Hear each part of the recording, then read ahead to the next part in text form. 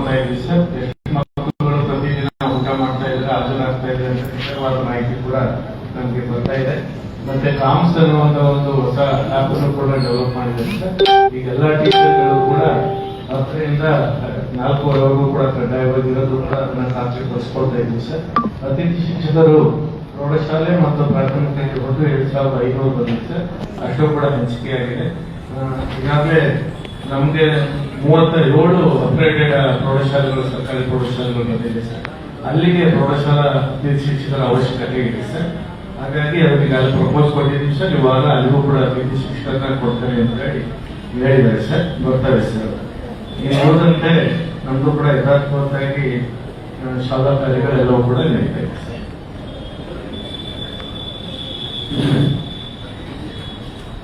ಚಿಕ್ಕೋಡಿನಲ್ಲಿ ಅತಿಥಿ ಶಿಕ್ಷಕರು ಎಷ್ಟು ಜನ ಇದ್ದಾರೆ ಅಂತ ಕೇಳಿದ್ರೆ ಸರ್, ಪ್ರೈಮರಿ 1821 ಕೊಟ್ಟಿದ್ದಾರೆ ಸರ್.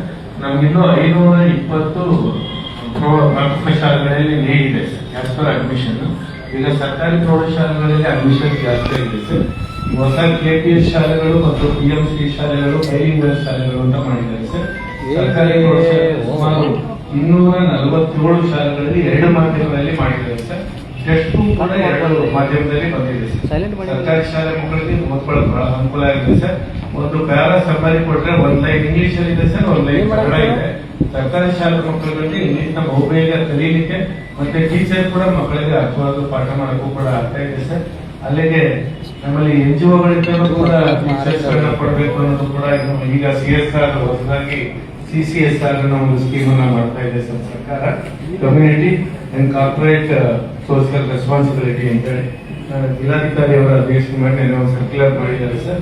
ಅದು ಮುಂದಿನ ದಿನಗಳಲ್ಲಿ ಸಭೆ ಮಾಡಿ ಅಲ್ಲಿಗೂ ಕೂಡ ಶಿಕ್ಷಕರು ಮತ್ತು ಮೂಲಭೂತ ಸೌಲಭ್ಯ ಕೊಡುವಂತಿದೆ. ಪ್ರೌಢಶಾಲೆ ನಮ್ದೇನು ಸಮಸ್ಯೆ ಇಲ್ಲ ಸರ್. ಅಪ್ಗ್ರೇಡೆಡ್ 37 ಶಾಲೆಗಳಿಗೆ ನಮಗೆ ಟೀಚರ್ ಅವಶ್ಯಕತೆ ಇದೆ ಸರ್. ವಾರ ಕೊಡ್ತೀವಿ ಅಂತ ಹೇಳಿ ಕಮಿಷನ್ ಹೇಳಿದ್ದಾರೆ sir.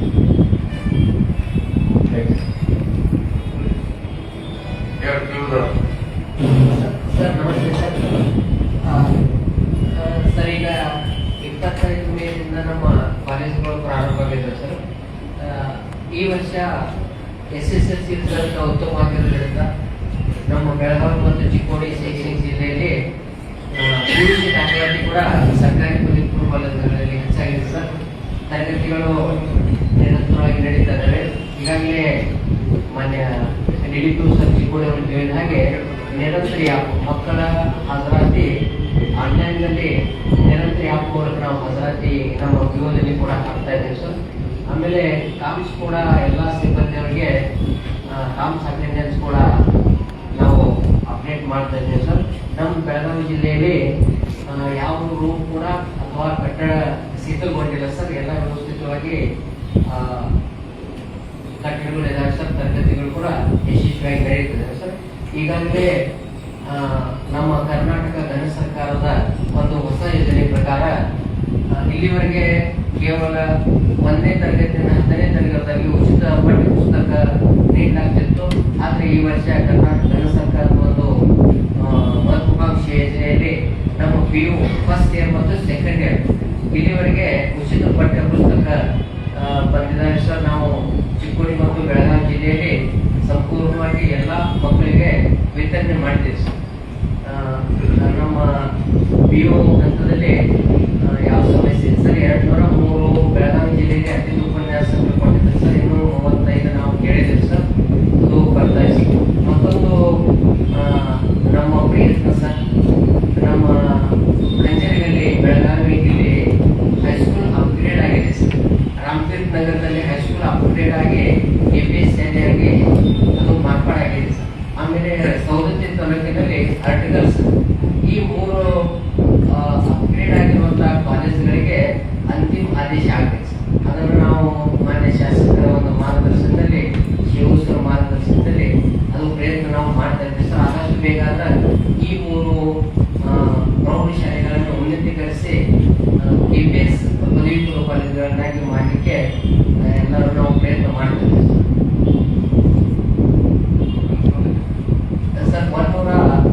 145 sir government 30 sir, aided 40 sir, 75 unaided sir Belagavi ಜಿಲ್ಲೆಯಲ್ಲಿ ಸರ್.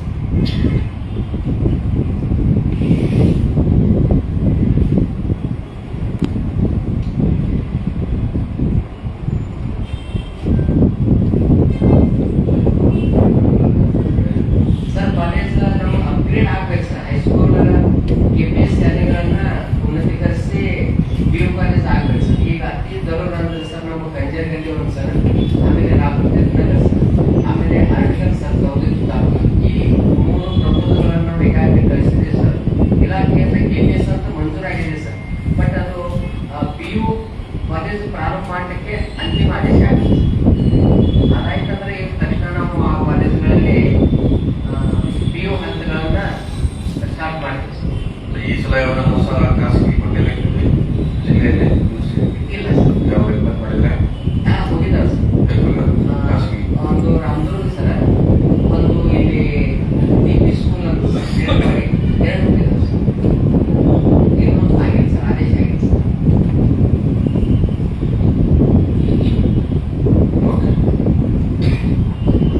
ಸರ್, ಇದೊಂದು ಪ್ಯಾರಲ್ ಇಶ್ಯೂ ಸರ್. ನಾನು ಜಿಲ್ಲಾಧಿಕಾರಿ ಜೊತೆ ಜಿಲ್ಲೆಯ ಚುನಾವಣಾಧಿಕಾರಿ ಆಗಿದ್ದೀನಿ ಸರ್. ಸೊ ಈ ಸಂದರ್ಭದಲ್ಲಿ ಎಲ್ಲ ಜನಪ್ರತಿನಿಧಿಗಳಿಗೆ ಹಾಗೂ ಪೊಲಿಟಿಕಲ್ ಪಾರ್ಟೀಸ್ಗೆ ಈಗ ನಡೀತಾ ಇರುವಂತಹ SIR ಬಗ್ಗೆ ನಾನು ಮಾಹಿತಿ ನೀಡಬೇಕಾಗುತ್ತೆ. ಇದೊಂದು ಒಳ್ಳೆಯ ಸಂದರ್ಭ. ಸೊ ಈಗಿನ ಸಿಚುವೇಶನ್ ಏನಿದೆ ಅದ್ರ ಬಗ್ಗೆ ನಾನು ತಮಗೆ ಪ್ರಸ್ತಾವ ಮಾಡಲಿಕ್ಕೆ ಇಷ್ಟಪಡ್ತೀನಿ. ಈಗ ಶೆಡ್ಯೂಲ್ ಪ್ರಕಾರ ಈಗ ಮಾಧ್ಯಮದ ಸಂವೇದಕರಿದ್ದಾರೆ, ಅವರು ಕೇಳಿಸ್ಬೋದು. ಈಗ ಜೂನ್ 20ರಿಂದ 29 ತಾರೀಕು ತನಕ ನಾವು ಎಲ್ಲ ಪೂರ್ವ ಸಿದ್ಧತೆಗಳನ್ನು ಮಾಡ್ಕೊಂಡಿದ್ದೀವಿ. ಎಲ್ಲ ಜನಪ್ರತಿನಿಧಿಗಳ ಜೊತೆ ಮೀಟಿಂಗ್ ಮಾಡಿದ್ದೀವಿ, ಪೊಲಿಟಿಕಲ್ ಪಾರ್ಟೀಸ್ ಜೊತೆ ಮಾಡಿದ್ದೀವಿ, ಬೂತ್ ಲೆವೆಲ್ ಏಜೆಂಟ್ಸ್ ಜೊತೆ ಮೀಟಿಂಗ್ ಮಾಡಿದ್ದೀವಿ. ಜೊತೆಗೆ ನಮ್ಮ ಸಿಬ್ಬಂದಿಗಳು BLO ಬೂತ್ ಲೆವೆಲ್ ಆಫೀಸರ್ ಇರ್ಬೋದು, ಬೂತ್ ಲೆವೆಲ್ ಆಫೀಸರ್ ಮೇಲೆ ಇರುವಂತಹ ಸೂಪರ್ವೈಸರ್ ಇರ್ಬೋದು, ಮತ್ತೆ ನಮ್ಮ AEROs, ಸ್ಟೇಷನರ್ಗಳು ACಗಳು ಇರ್ತಾರೆ, ಆ ರ್ಯಾಂಕ್ ಆಫೀಸರ್ಸ್ ಇರ್ತಾರೆ, ಸೀನಿಯರ್ ಕೇಸ್ ಆಫೀಸರ್ ಇರ್ತಾರೆ, ಅವರ ಜೊತೆ ಮತ್ತೆ ಅಡಿಷನಲ್ DPO, ನಾನು ಮತ್ತೆ CEO ಅವರು ಸ್ವೀಪ್ ಅಧ್ಯಕ್ಷರಾಗಿ ನಾವೆಲ್ಲರೂ ಮೀಟಿಂಗ್ಸ್ ಟ್ರೈನಿಂಗ್ಸ್ ಮಾಡ್ಕೊಂಡಿದ್ದೀವಿ. ಇದಾದ ನಂತರ ಜೂನ್ 30 ತಾರೀಕಿಂದ ಶುರು ಮಾಡಿ ಜುಲೈ 29 ತಾರೀಕು ತನಕ BLOಗಳು ಮನೆ ಮನೆ ಭೇಟಿ ಮಾಡಿ ಎನ್ಯುಮರೇಷನ್ ಫಾರ್ಮ್ಸ್ ಡಿಸ್ಟ್ರಿಬ್ಯೂಟ್ ಮಾಡಬೇಕಾಗುತ್ತೆ. ಈಗ 29, 30 ಮತ್ತೆ 1, 2, 3 ಈಗ 4ನೇ ತಾರೀಕು ತನಕ ನಾವು ಕಂಪ್ಲೀಟ್ ಇನ್ಫಾರ್ಮೇಶನ್ ನಾವು ಅವಲೋಕನೆ ಮಾಡುವಾಗ ಒಟ್ಟು ಇಲ್ಲಿ ಮಠ ನಾವು 11,99,757 ಫಾರ್ಮ್ಗಳನ್ನು ನಾವು ಡಿಸ್ಟ್ರಿಬ್ಯೂಟ್ ಮಾಡಿದ್ದೀವಿ. ನಮ್ಮ ಟಾರ್ಗೆಟ್ ಇರೋದು 41,07,000 ಫಾರ್ಮ್ಸ್. ಸೊ 41,07,000 ಫಾರ್ಮ್ಸ್ ಪೈಕಿ ಇಲ್ಲಿ ಮಠ 4-5 ದಿವಸದ ಒಳಗಡೆ ನಾವು 11,99,757 ಫಾರ್ಮ್ಸ್ ನಾವು ವಿತರಣೆ ಮಾಡಿದ್ವಿ. ಇದು ನಾವು ಪರ್ಸೆಂಟೇಜ್ ವಾರಿ ನೋಡಿದೀವಿ ಅಂದ್ರೆ ಶೇಕಡಾವಾರಿ 29.21% ಆಗುತ್ತೆ.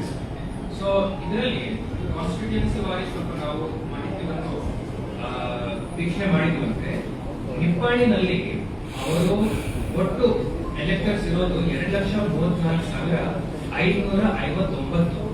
ಇದರಲ್ಲಿ ಇಲ್ಲಿ ಮಠ 73,651 5 ದಿವಸದ ಒಳಗಡೆ ಡಿಸ್ಟ್ರಿಬ್ಯೂಟ್ ಮಾಡಿದ್ದಾರೆ. 31% ಅವರು ಡಿಸ್ಟ್ರಿಬ್ಯೂಟ್ ಮಾಡಿದ್ದಾರೆ.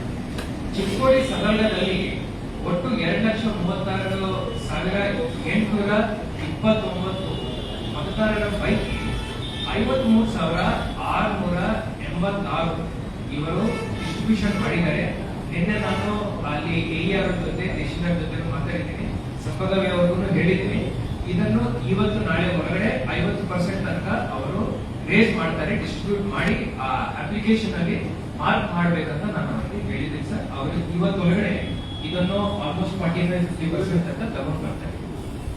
ಅಥಣಿನಲ್ಲಿ 7,43,842 ಮತದಾರರ ಪೈಕಿ 63,554 ಎನ್ಯುಮರೇಷನ್ ಫಾರ್ಮ್ಸ್ ಈಗಾಗಲೇ ಡಿಸ್ಟ್ರಿಬ್ಯೂಟ್ ಮಾಡಿದ್ದಾರೆ, 26%. ಕಾಗವಾಡಲ್ಲಿ 2,05,389 ಅದರಲ್ಲಿ 45,662 ಫಾರ್ಮ್ಸ್, ಟೋಟಲ್ 22.23%. ಯಾರ್ಯಾರು 20-30% ಒಳಗಡೆ ಇದ್ದಾರೆ ಅವರು ಇವತ್ತು ಒಳಗಡೆ ಇದನ್ನು 40-50%ಗೆ ತಗೊಂಡು ಹೋಗ್ಬೇಕು. ಇದು ನಿನ್ನೆ ನಾನು ಕೊಟ್ಟಿದ್ದೆ. ಇದಲ್ಲದೆ ಕುರ್ಚಿನಲ್ಲಿ 2,04,000 ಪೈಕಿ ಸುಮಾರು 62,500 ಮಾಡಿದ್ದಾರೆ. ರಾಯಬಾಗಲ್ಲಿ 2,21,154 ಪೈಕಿ 79,363 35% ಮಾಡಿದ್ದಾರೆ. ಸೊ ಇಲ್ಲಿ ರಾಯಬಾಗಲ್ಲಿ ಒಳ್ಳೆ ಕೆಲಸ ಆಗಿದೆ. ಹುಕ್ಕೇರಿನಲ್ಲಿ 2,15,000 ಪೈಕಿ 61,000 28% ಮಾಡಿದ್ದಾರೆ.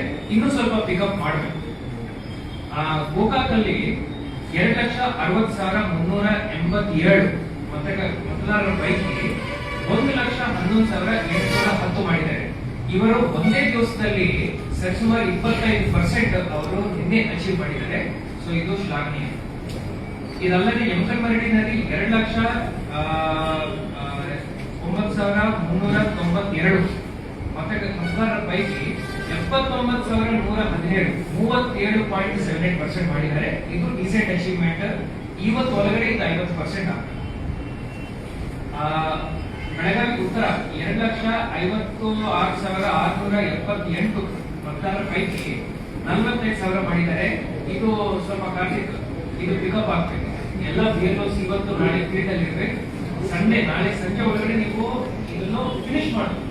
ರಿಮೈನಿಂಗ್ ಎಲ್ಲ 100% ಫಿನಿಶ್ ಮಾಡಬೇಕು. ಇದಕ್ಕೆ ಟೈಮ್ ಇಲ್ಲ. ಈಗ ಬರೀ ಡಿಸ್ಟ್ರಿಬ್ಯೂಟ್ ಮಾಡೋದು, ಕ್ಲೇಮ್ ಮಾಡೋದು. ಅಂಡ್ ನಿನ್ನೆ ನಾನು ಎಲ್ಲ BLOs ಹೇಳಿದ್ದೀನಿ, ಪ್ರತಿಯೊಬ್ಬ BLO ಅಟ್ಲೀಸ್ಟ್ 10 ಫಾರ್ಮ್ಸ್ ನಿನ್ನೆ ಅವರು ಡಿಜಿಟಲೈಸ್ ಮಾಡ್ಬೇಕಂತ ನಂಬರ್ ಬಂದಿದೆ. ಬಟ್ ನೀವು BLO ವಾರಿ ಅದನ್ನು ಚೆಕ್ ಮಾಡಬಹುದು. Yes, sir. This one, you can tell me if you have any instruction to the viewers. आप मुझे बताइए. You can tell on the mic also.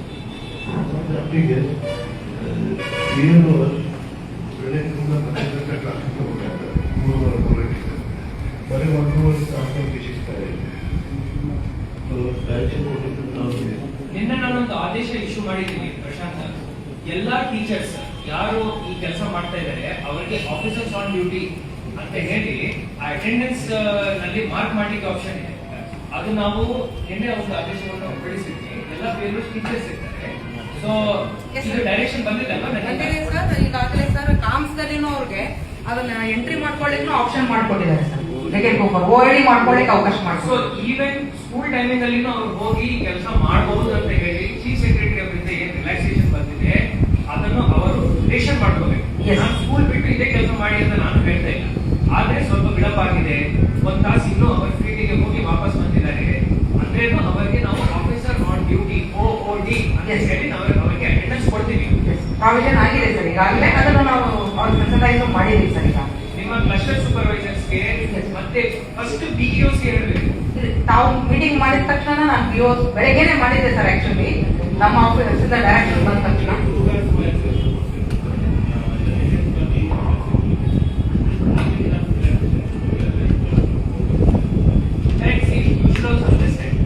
ಇಲ್ಲ ಅಂದ್ರೆ ನಾಳೆ CO ಅವರಿಗೆ ತೊಂದರೆ ಆಗುತ್ತೆ, ಮತ್ತೆ ರಿಸಲ್ಟ್ಸ್ ಸಿಗಲ್ಲ.